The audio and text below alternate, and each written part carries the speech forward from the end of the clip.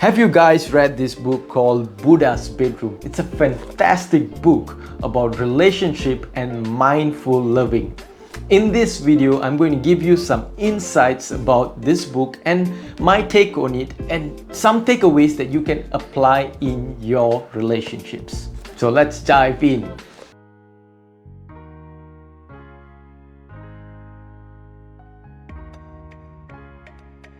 Hi guys, it's me Justin and it's February and it's the month of love and relationship. So in this video, I would like to dedicate it to love and relationships.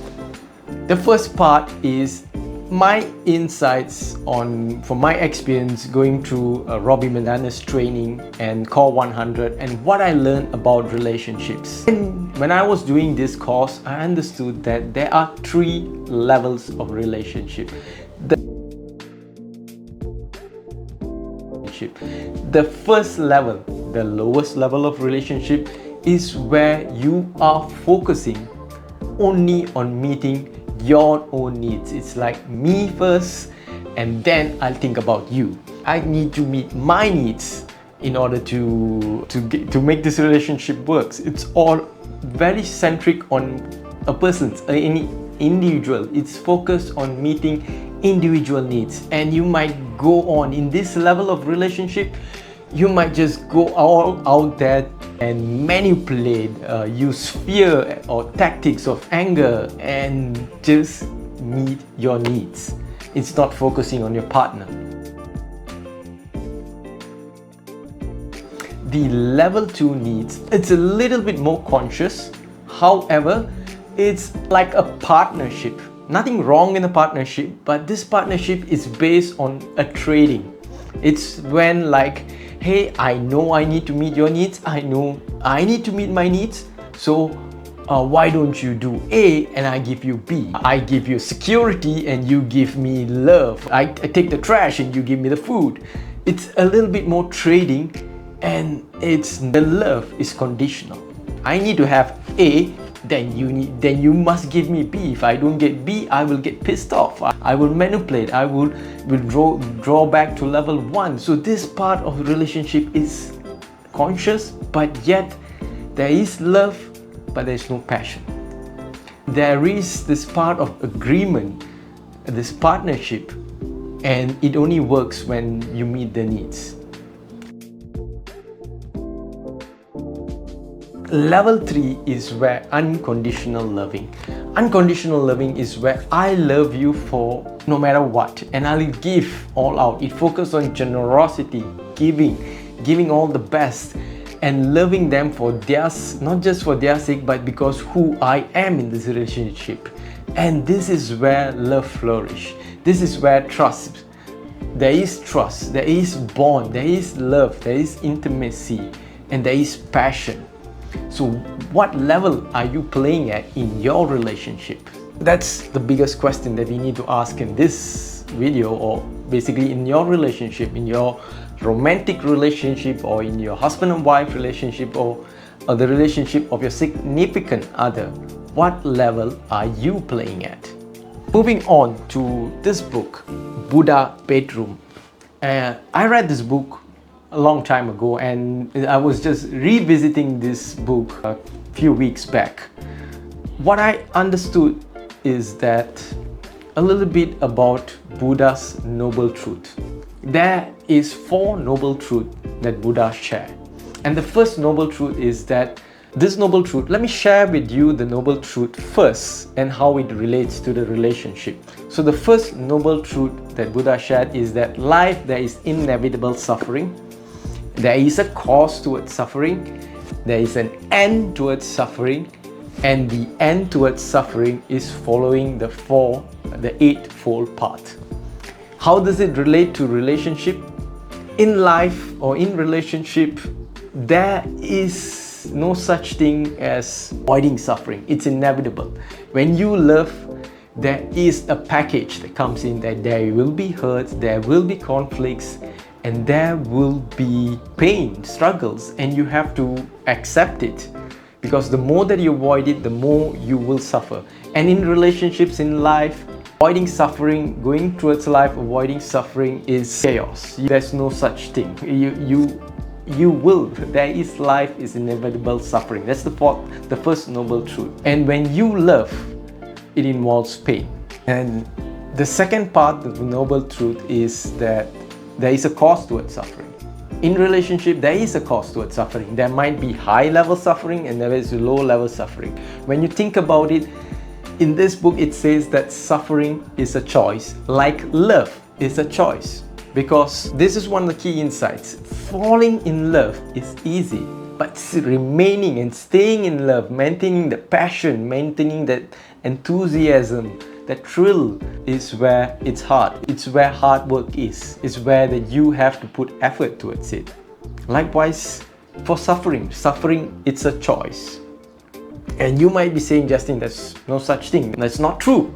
Suffering is not a choice. But if you follow the Four Noble Truths, life is inevitable suffering, there is a cost towards suffering, and there is an end towards suffering. And the suffering is by following the Noble Truth. There is an end towards suffering when you let go of your unmet expectation, of your unreasonable expectation or unrealistic expectation, by letting go of the hurt, by forgiving, and by letting go of your attachments or the ideas that you have. When you let go of this, that's when you will be able to free yourself from suffering. And of course, following the Four Noble Truths. If I would summarize the Eightfold Path, the Eightfold Path says that happiness is an inside job. It's your responsibility. Coming back, my biggest takeaway from this book that changed my perception about relationships.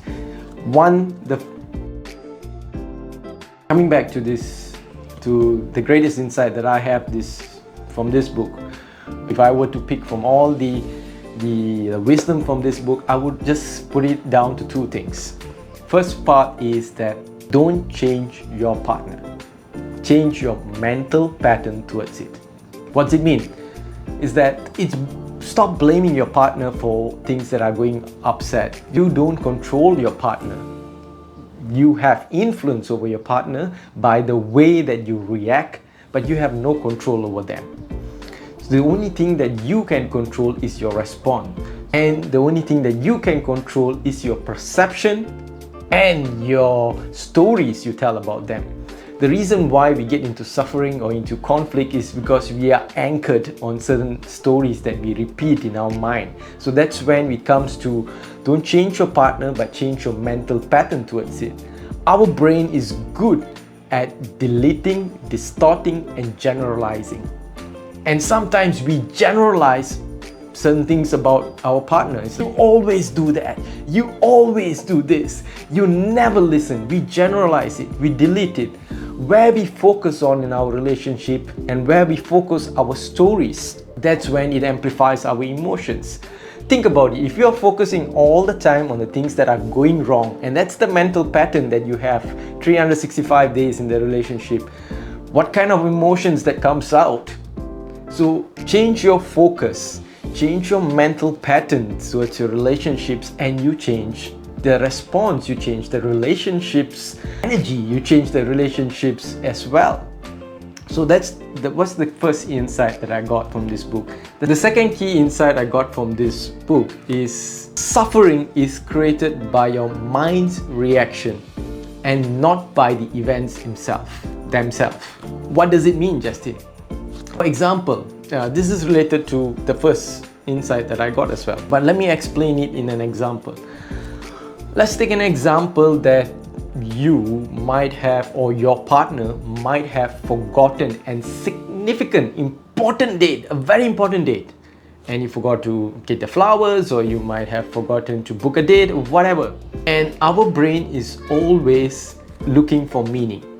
The first thing it does is try to find for meaning. Our brain is a meaning-making machine. It always finds for meaning. You know, like any events that happens, it tries to find for meaning.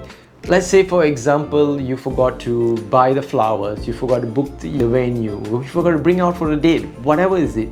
The first thing our brain asks is that, our mind asks is that, what does it mean? And when you ask this question, what does it mean? Your brain will start to find the answer. And when you find the answer, he doesn't care about me, or maybe he has someone else, or maybe he's not in love with me anymore. This meaning that you attach will create a story that leads to pain and suffering. So, coming back to the Four Noble Truths, life is inevitable suffering. There is a cause towards suffering, and there is an end towards suffering, and the end is following the Eightfold Path. But to summarize it, the end towards suffering is your responsibility on attaching positive meanings. You are responsible for creating the stories that creates the relationships and amplify the emotions in your life. So coming back to the action step. First, determine what level are you playing at in your relationships.